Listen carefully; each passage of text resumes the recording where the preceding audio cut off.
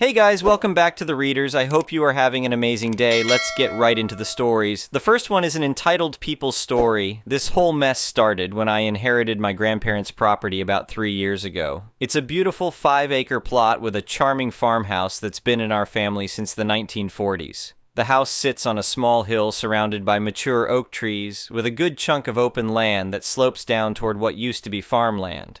About 2 years ago, a developer bought the adjacent property and built one of those cookie-cutter suburban developments. You know the type. Identical houses crammed together, each with a tiny yard and zero personality. They called it some generic name and immediately established an HOA with rules stricter than most military bases. I work remotely in tech consulting, so the quiet location was perfect for me. I had big plans for the back portion of my property, a large organic garden and maybe a greenhouse where I could grow my own vegetables. The area I had in mind was this perfect flat section separated from the main house by a small patch of woods and a gentle hill. It backed right up to what the development designated as their common area. From day one, the HOA made it clear they weren't thrilled about having a non-member neighbor. I started getting violation notices almost immediately. Apparently my rustic wooden mailbox was non-compliant with community standards. My sunflowers were exceeding approved height limits.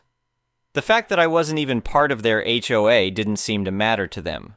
The HOA president was this woman who perfectly embodied every negative stereotype about power-hungry board members. She was in her early 50s, always impeccably dressed, and had this condescending way of speaking that made you feel like you were being scolded by a substitute teacher. She'd drive by my property in her pristine SUV, taking photos of anything she deemed objectionable. I generally ignored their complaints since they had zero authority over my property. I figured eventually they'd get bored and focus on harassing their actual members.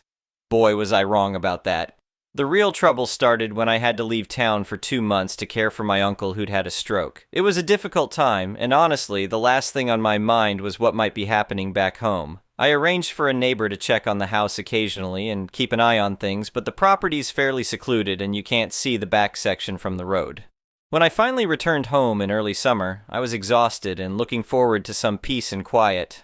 I'd been planning to start work on that garden area as soon as I got settled back in. But as I was unloading my car, I heard something strange coming from the back of my property. It sounded like splashing, music, and people laughing and talking. At first I thought maybe some kids had found their way onto my land for a swim in the creek, though that seemed unlikely since there's no real swimming spot back there. Curious and a bit concerned, I decided to walk back and investigate. I followed the old path through the woods and over the small hill toward the flat area where I'd planned my garden. As I crested the hill and the trees cleared, I stopped dead in my tracks. I literally could not believe what I was seeing.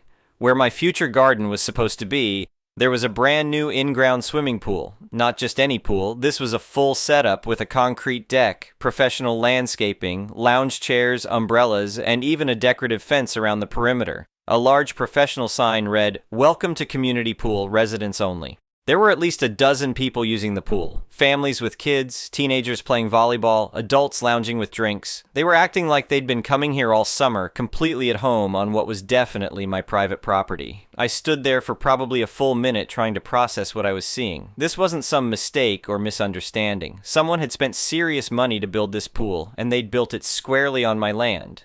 I walked down toward the pool area, still in shock. A woman in a designer swimsuit looked up at me with annoyance and said I needed to show my resident ID to use the community pool. When I explained that this was actually my private property, she laughed and told me I was confused. She pointed to the sign and suggested I take any concerns to the HOA president. Several other people joined in, treating me like some kind of troublemaker who was trying to crash their private party. One guy actually told me I needed to leave before they called security. The audacity was unbelievable. I asked where I could find the HOA president, and they pointed toward a woman holding court in a cluster of lounge chairs. I recognized her immediately. It was the same person who'd been sending me violation notices for the past 2 years. I approached her and introduced myself, explaining that she was currently relaxing on my private property. Her reaction was everything I should have expected. She didn't even look up from her magazine at first, just waved her hand dismissively and told me I was mistaken. When I pressed the issue, she finally looked at me with this smug expression and explained that there had been a land survey error when the development was built. According to her, this land had been abandoned and unused, so the HOA had every right to improve it for the benefit of the community. I told her I had documentation proving ownership and that they needed to remove the pool immediately. That's when she really showed her true colors. She stood up and looked me up and down like I was something she'd scraped off her shoe. Then she said something I'll never forget as long as I live. She told me that frankly they'd done me a huge favor by building this beautiful amenity that had significantly increased my property value. I should be thanking them, not complaining. Then came the real kicker. She reached into her pool bag and pulled out what looked like an invoice. It was a bill for $5,000 labeled as a neighborhood improvement special assessment for my share of the pool construction costs. I stared at this piece of paper in absolute disbelief. Not only had they built a pool on my land without permission, they wanted me to pay for the privilege. The woman actually had the nerve to tap her watch and tell me the payment was due within 30 days or they'd have to assess late fees. I told her in very clear terms that I would not be paying anything, that this pool was built illegally on my property, and that I wanted it removed immediately. Her response was to laugh and say that I could take it up with their lawyer if I had a problem. The next day, I drove to my lawyer's office with copies of my property deed and the most recent survey I'd had done when I inherited the land. My lawyer took one look at the documentation and confirmed what I already knew. The pool was definitely built on my property, about 30 feet inside my property line. He sent a formal letter to the HOA demanding immediate removal of all structures and cessation of use of my land. Their response came back within a week from their own lawyer. They claimed their survey showed the land belonged to the development and that my documents were outdated and potentially fraudulent. They went on to threaten me with a lawsuit for harassment and claimed they would pursue adverse possession of the land since they'd been improving and maintaining it. The letter encouraged all residents to use the pool as much as possible to strengthen their legal claim. What followed was months of escalating harassment. The HOA filed complaints with the county claiming I had dangerous dead trees that might fall on their property. They reported my uncontrolled vegetation as a fire hazard. They even tried to claim my gravel driveway was creating dust pollution. Every few weeks, I'd get visits from various county inspectors who would look around, find nothing wrong, and apologize for having to waste their time on obviously frivolous complaints. The final straw came when their lawyer sent what they called a final settlement offer. They were willing to purchase the land where the pool sat for $2,000, which was less than 5% of what that parcel was actually worth. The letter stated that if I refused their generous offer, they would proceed with an expensive lawsuit to claim the land and would countersue me for the full cost of pool construction plus damages. That's when I realized I'd been approaching this whole thing wrong. I'd been trying to get them to remove their pool from my land, but legally speaking, they'd built it on my property, which meant legally it was my pool. I called my lawyer and explained my new thinking. After he stopped laughing, he agreed it was a brilliant approach. We crafted a response that was beautifully simple and direct. My lawyer sent a letter thanking the HOA for their generous gift, and informing them that since the pool was built on my property, I was now claiming ownership of it. All HOA members and their guests needed to vacate my private land immediately. The HOA president called me within hours, absolutely furious. She screamed about how they'd spent $80,000 on that pool and I couldn't just steal it. I calmly explained that I wasn't stealing anything. They'd built it on my land, which made it mine. If they wanted to dispute that, they were welcome to take it up in court. The next morning, I called the sheriff's department and reported trespassing. When the deputies arrived, I showed them my property documentation and explained the situation. They had no choice but to inform everyone at the pool that they were on private property and needed to leave. The chaos that followed was beautiful. Families gathering up their pool toys in confusion, teenagers complaining about their summer being ruined, adults demanding to know how this could happen. The HOA president stood there red-faced, trying to argue with the deputies, but the law was crystal clear. That's when I really got creative with my malicious compliance. First, I hired a fencing company to remove the decorative fence around the pool and replace it with a 10-foot chain-link fence topped with barbed wire. The gate was secured with an industrial padlock. Then I had new signs made. Professional, weather-resistant signs that read, "Private property, no trespassing," in large red letters. Right next to those, I hung a beautiful custom sign that read, "The Neighborhood Improvement Memorial Pool, a monument to arrogance and poor planning. $, 2024. But I wasn't done yet. I formed a single-member LLC and got all the necessary permits to operate a private swimming club. I had a website built and created social media pages for the Memorial Pool Club, an exclusive, high-end private facility. Membership was priced at $8,000 for the summer season. I offered a special neighbor discount of exactly 1% off for residents of the adjacent development. The marketing copy was fantastic. I thanked the local HOA for their generous, if misguided, initial investment in this exclusive facility. The website featured professional photos of the pool with testimonials from satisfied members, my lawyer, and a few friends who thought the whole situation was hilarious. I even had business cards printed and started advertising in the local paper. The reaction was everything I'd hoped for, and more. The HOA president was livid, calling me multiple times a day demanding I stop this nonsense. Residents were furious that they'd paid for a pool they couldn't use and were now being mocked by my marketing campaign. The story caught the attention of local news, who ran a piece about the pool war between the homeowner and the HOA. The reporter interviewed residents who expressed outrage at their board's incompetence, and the HOA president, who insisted they were the victims of a vindictive neighbor. The HOA hired a new lawyer and attempted to sue me for theft, fraud, and emotional distress. The case lasted exactly one court session. The judge reviewed the property documents, the timeline of events, and the HOA own correspondence claiming they'd improved my land. His ruling was swift and decisive. The pool was legally my property since it was built on my land. The HOA claims were frivolous and showed a pattern of harassment. He ordered them to pay all my legal fees, which by that point had reached nearly $15,000. The financial impact on the HOA was devastating. Between the cost of building the pool, their own legal fees, and now my legal fees, they were facing a bill of over $100,000. The board tried to assess each homeowner to cover the costs, but the residents revolted. Within 2 months, every single board member had been voted out of office.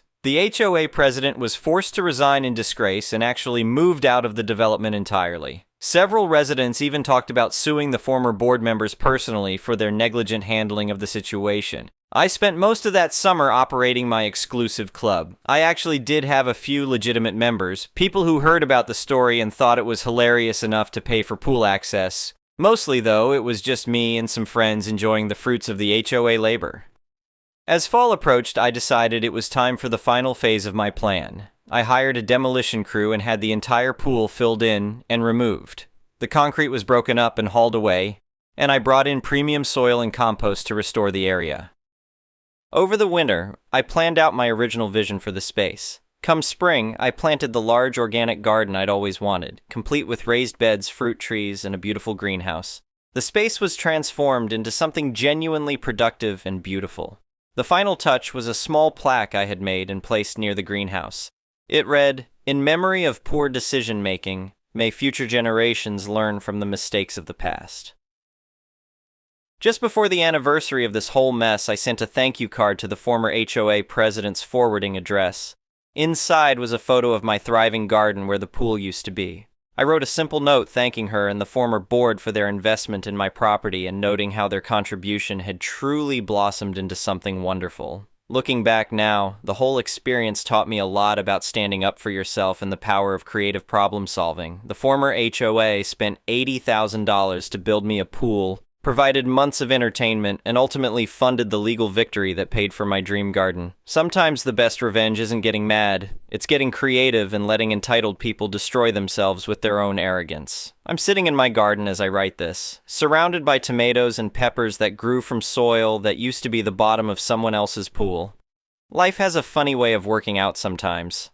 The new HOA board actually sent me a formal apology and a fruit basket when they took office. We've had no problems since then, and they've been very careful to respect property boundaries. Funny how quickly attitudes change when people face real consequences for their actions. I still get comments from neighbors about how beautiful my garden looks, and I always smile and tell them about the generous donation that made it possible. Most of them know the story by now and appreciate the irony. The whole thing became something of a local legend.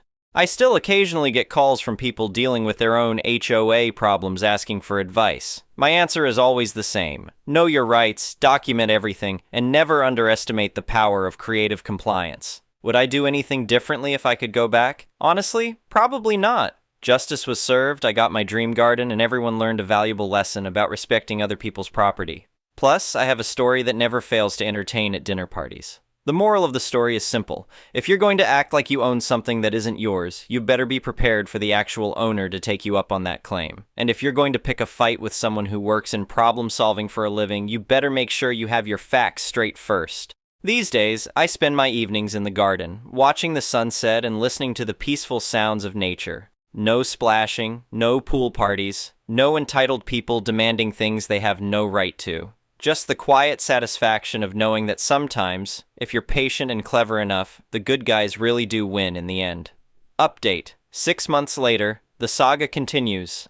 Well, this story has had quite the life of its own since I first posted it. A lot of people asked for updates, and honestly, there have been some pretty interesting developments that I thought you'd all enjoy hearing about. First off, my post went way more viral than I expected. It got picked up by several YouTubers who read Reddit stories shared on Facebook groups and even made it into a few local newspaper articles. The whole thing became a bit of a cautionary tale about HOA overreach, which was honestly pretty satisfying. But the real update is what happened to the people involved and some unexpected consequences I never saw coming. The former HOA president's revenge attempt. Remember the former HOA president who moved away in disgrace? Well, apparently she wasn't quite done with me. About 3 months after my original post, I got a call from my lawyer. She had hired an attorney and was threatening to sue me personally for defamation and intentional infliction of emotional distress over the story going viral. Her claim was that my social media posts and the news coverage had damaged her reputation and made it impossible for her to find work. She was demanding $50,000 in damages and wanted me to publicly retract my story and apologize. My lawyer's response was basically to laugh and tell her attorney that truth is an absolute defense against defamation. Everything I'd posted was documented fact, and emotional distress from facing consequences for your own actions isn't legally actionable. Her lawyer quietly dropped the threat after my attorney offered to countersue for harassment. The development's transformation. The new HOA board that took over after the previous one was voted out has been night and day different. They reached out to me about 6 months ago asking if I'd be willing to meet with them to discuss being a good neighbor. Turns out, the whole pool fiasco had been such a financial and PR disaster that it completely changed how the development operates. They dissolved most of the restrictive rules, fired the management company that had been encouraging aggressive enforcement, and now focus primarily on basic maintenance and snow removal. The best part is they actually asked my advice on revising their bylaws to prevent future board overreach. I spent an afternoon with their new president and attorney helping them draft language that requires board approval for any expenditure over $1,000 and mandates professional surveys before any construction projects. They've become the most reasonable HOA I've ever heard of, which is saying something. Property values in their development have actually gone up since they relaxed the restrictions, and resident satisfaction is through the roof. The unexpected visitors. This is probably the most surprising development. My story apparently resonated with a lot of people dealing with similar HOA issues, and I've had several visitors over the past few months. People have literally driven hours to see the famous garden that used to be a pool and ask for advice on their own situations. I've helped 3 different homeowners successfully fight their HOA over various overreach issues. One case involved an HOA trying to force a veteran to remove a flagpole. Another was about someone being fined for having a vegetable garden instead of grass. And the third was an HOA demanding someone remove solar panels that were aesthetically displeasing. In all 3 cases, we used similar tactics. Thorough documentation, understanding the legal framework, and creative compliance with their own rules. All 3 homeowners won their battles, and 2 of those HOA ended up reforming their practices just like mine did. The garden's success. My organic garden has exceeded every expectation I had. This summer's harvest was incredible. I grew enough vegetables to supply my own needs, plus have plenty to share with neighbors and donate to the local food bank. The greenhouse allowed me to extend the growing season well into winter. The irony isn't lost on me that the soil where that pool used to be is now the most productive part of my garden. Something about the ground being excavated and refilled with premium soil created perfect growing conditions. My tomatoes in that section were massive. I've started offering weekend workshops on organic gardening, and they've become surprisingly popular. People come from all over the county to learn about sustainable growing practices. It's turned into a small side business that's both profitable and personally fulfilling. Media attention and its consequences. The story caught the attention of a few property rights organizations who asked me to speak at conferences about HOA reform. I've done 3 speaking engagements so far, and it's been fascinating to meet other people who've had similar experiences with overreaching community associations. One of the conferences led to me consulting with a state legislator who's drafting a bill to reform HOA laws. The proposed legislation would require professional surveys before any construction on disputed land and create stronger penalties for boards that exceed their authority. The bill has a real chance of passing, which means this whole crazy experience might actually lead to legal protections for other homeowners. That feels like a pretty meaningful outcome from what started as a personal property dispute. The former board member's fate. Through the neighborhood grapevine, I've learned what happened to the other former board members. Two of them moved away entirely, selling their homes at a loss because they couldn't handle the social ostracism from their neighbors. One guy apparently got divorced, with his wife citing his obsession with controlling the neighbors as a contributing factor. The former treasurer actually approached me at the grocery store a few months ago to apologize. She explained that she'd gotten swept up in the board president's aggressive approach and regretted not speaking up when things started getting out of hand. She seemed genuinely remorseful and said the whole experience taught her to never go along with something she knew was wrong just to avoid conflict. The property value surprise. Here's something I never expected. My property value has actually increased significantly because of all this. Apparently, having a well-documented history of successfully defending property rights makes a piece of land more attractive to potential buyers. My realtor friend ran some comparables and said my property is now worth about 15% more than similar parcels in the area. The garden and greenhouse have also added substantial value.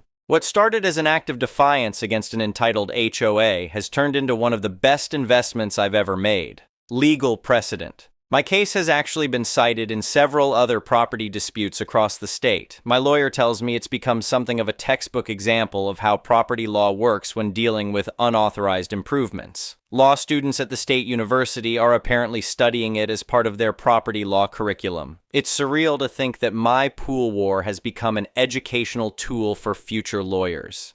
I like to imagine some law student somewhere reading about this case and learning that sometimes the best legal strategy is to let your opponents defeat themselves with their own arrogance. Community impact. The story has had ripple effects throughout our county. Several other HOA have proactively revised their bylaws and procedures to avoid similar disasters. Property rights have become a bigger topic of discussion in local politics, and candidates for county commissioner are actually being asked about their positions on HOA reform. I've been contacted by homeowners in at least a dozen other developments who used my story as leverage to negotiate with their own boards. Just having a documented case of HOA overreach leading to financial disaster has apparently been enough to make many boards think twice about pushing too hard. Personal reflections. Looking back on this whole experience, I'm amazed at how much my life has changed. What started as a simple desire to have a quiet place to grow vegetables has turned into advocacy work, consulting, speaking engagements, and a small business. I never saw any of that coming. The garden has become a gathering place for the community in ways I never anticipated. The workshops bring people together, neighbors stop by to chat and see what's growing, and kids from the development next door often peek over the fence to watch me work. It's created connections I never would have had otherwise. Most importantly, I've learned that standing up for your principles can have consequences far beyond what you initially imagine. My decision to fight back against an entitled HOA didn't just protect my property. It helped protect other people's rights and may lead to lasting legal changes. The final word. People often ask me if I would have handled anything differently knowing what I know now. The answer is still no. Every step of this process felt right at the time, and the long-term outcomes have been better than I ever could have hoped. The former HOA president's attempt to sue me actually validated that I'd done everything correctly. The fact that she couldn't find any legal grounds to challenge my actions, even with the benefit of hindsight and a team of lawyers, confirms that truth and documentation really are the best defenses. I'm writing this update from my greenhouse on a snowy December evening, surrounded by winter vegetables and planning next year's garden. The peace and productivity of this space stands in stark contrast to the chaos and conflict that used to exist here. It's a daily reminder that sometimes the best revenge really is living well. The memorial plaque I installed has become something of a local landmark. People take pictures with it and share them on social media with captions about standing up to bullies and protecting property rights. It's become a symbol of something much bigger than my personal victory. As I finish this update, I can see lights twinkling in the houses of the development next door. The new HOA has organized a holiday party for residents, and from what I hear, it's a genuine celebration of community rather than an exercise in social control. Change is possible even in the most unlikely places. To anyone dealing with their own HOA nightmare, my advice remains the same. Know your rights, document everything, and never underestimate the power of creative compliance. But more than that, remember that your fight might be about more than just your own property. Sometimes standing up to bullies helps everyone in ways you'll never fully know. And if you're ever in my area and want to see the garden that used to be a pool, you're welcome to stop by. I'll show you around and tell you the whole story in person. Just don't expect me to let you swim in my vegetables. Final update, 2 years later, the complete conclusion. I honestly didn't think I'd be writing another update, but so many people have asked for a final wrap-up that I figured I owed it to everyone who followed this story to give you the complete ending. The legislative victory, remember that bill I mentioned helping draft about HOA reform? It passed! The legislation now requires professional boundary surveys for any construction project within 50 feet of property lines, mandates insurance coverage for HOA boards, and creates personal liability for board members who knowingly exceed their authority. The bill was nicknamed the Pool Law in the state legislature, and I was actually invited to the signing ceremony. The governor mentioned my case specifically in his remarks about protecting property rights. It was surreal watching my little pool war become actual state law. The best part is that 3 other states have now passed similar legislation, using our law as a template. My lawyer estimates that these new laws will protect thousands of homeowners from similar HOA overreach. What started as one crazy neighbor dispute has literally changed the legal landscape. The documentary.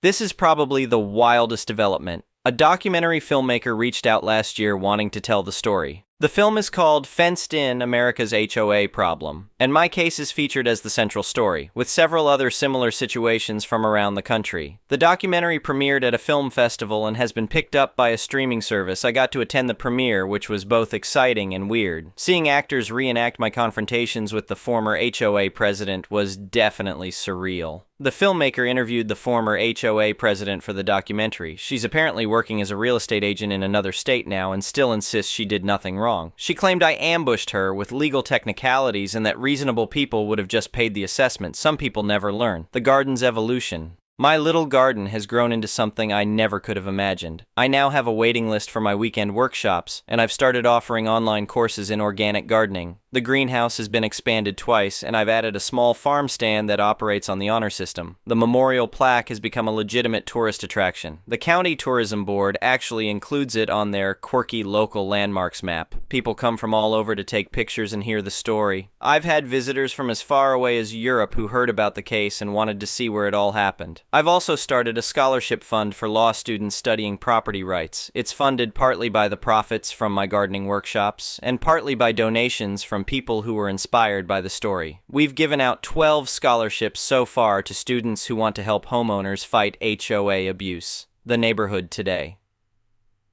The development next door is barely recognizable from what it was during the pool war. The new HOA board has maintained their reasonable approach, and the community has become genuinely pleasant. Property values have increased significantly, and resident satisfaction is consistently high. They actually asked me to serve as an outside advisor to help them review proposed rule changes. It's ironic that the same HOA that once tried to steal my land now seeks my input on governance issues. I help them about once a quarter, making sure they don't drift back toward the authoritarian approach that caused so much trouble. The former pool area has become my showcase garden. This summer I hosted the County Master Gardener Tour, and over 300 people came through to see the space. The soil where the pool used to be still produces the best vegetables on my property. There's something poetic about growing food where there used to be a monument to entitlement. Personal growth. This whole experience changed me in ways I'm still discovering. I've become much more involved in local politics and community issues. I'm currently serving on the County Planning Commission, where I can help make sure future developments don't create the same problems. I've also started a blog about property rights and sustainable living that has gained a surprising following. Writing about the intersection of legal issues and environmental concerns has become a passion I never knew I had. The blog generates enough income that I've been able to reduce my consulting work and focus more on advocacy. The speaking engagements have led to some amazing opportunities. I've testified before state legislative committees in 4 different states about HOA reform. I've spoken at law schools, property rights conferences, and even a United Nations panel on housing rights. It's been an incredible journey from someone who just wanted to grow tomatoes. The ripple effects continue. My case is now taught in law schools across the country as an example of property law principles. I regularly get emails from law students and their professors asking for additional details or clarification about specific aspects of the case. More importantly, I hear from homeowners every week who have successfully used strategies inspired by my story to fight their own HOA battles. A homeowner in Texas used my accept the gift approach when his HOA built a fence on his property. A woman in Florida cited my case when her HOA tried to force her to remove a memorial garden for her deceased husband. The most satisfying message I received was from a veteran who was being forced to remove a flagpole. He sent me a photo of his flag flying proudly after his HOA backed down when he threatened to use my case as precedent. Knowing that my stubborn streak helped protect someone's right to display the American flag makes all the hassle worthwhile. Financial impact. I should mention that this whole experience has been incredibly financially beneficial, though that was never the goal. Between the settlement money, increased property value, gardening business income, speaking fees, and documentary payments, I've probably made more money from this than I would have in 5 years of regular consulting work. I've used much of it to expand the property and create educational resources. I bought an adjacent 2-acre parcel that came up for sale and turned it into a demonstration farm for sustainable agriculture techniques. The whole operation now employs 3 part-time workers and hosts educational programs for local schools. The former pool area has a permanent educational display showing the timeline of events and explaining property rights. It's become a teaching tool that helps people understand how to protect their own rights while respecting others' property. The former players, I mentioned in my last update what happened to most of the former board members, but there have been some interesting developments. The former treasurer who apologized to me actually became a property rights advocate herself. She's now on the board of a homeowner rights organization and frequently speaks about the importance of ethical leadership in community associations. 2 of the former board members have reached out over the years to apologize and thank me for exposing the problems before they got even worse. Apparently, there were other schemes in the works that would have created even bigger financial disasters for the community. The former HOA president, on the other hand, has apparently learned nothing. According to the documentary filmmaker, she still believes she was right and that I was just a difficult neighbor who got lucky with legal technicalities. She's been involved in disputes with neighbors at her new location, though apparently nothing on the scale of our pool war. Lessons learned. If I could summarize what I've learned from this experience, it would be this. Principles matter, documentation is everything, and creative thinking can turn a disadvantage into an advantage.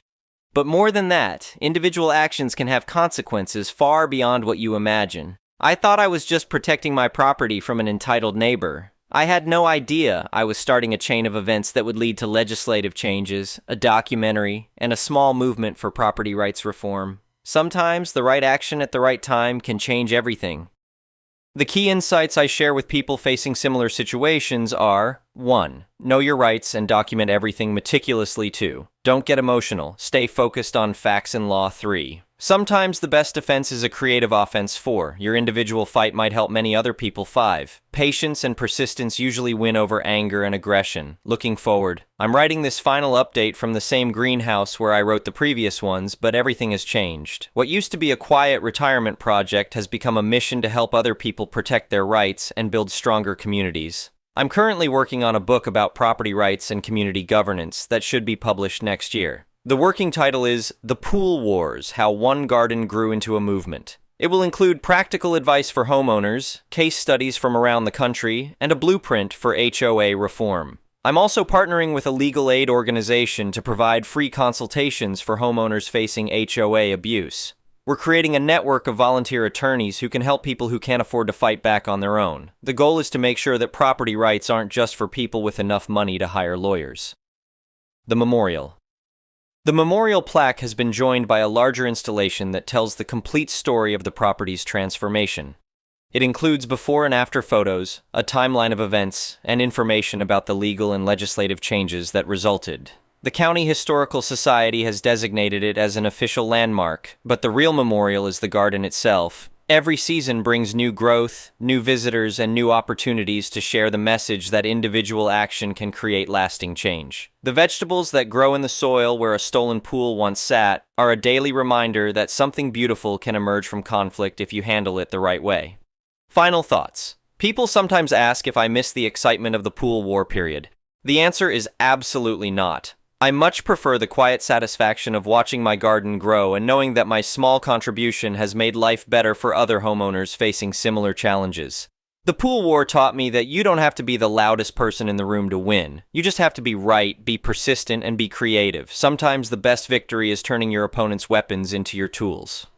As I finish this final update, I can see families walking through the development next door, enjoying a community that has learned to balance individual rights with collective needs. Children are playing in yards where they don't have to worry about violating arbitrary rules, and neighbors are talking to each other instead of filing complaints. That transformation from a place of conflict to a place of community might be the most satisfying outcome of all. The pool war is over, the garden has won, and life is good. To everyone who followed this story and cheered me on, thank you. To everyone dealing with their own property rights battle, stay strong and know that you're not alone. And to any HOA board members reading this, remember that the power you have is a trust, not a weapon. Now, if you'll excuse me, I have tomatoes to harvest and a community to serve. The pool war may be over, but the garden grows on. Anyway, thank you for watching.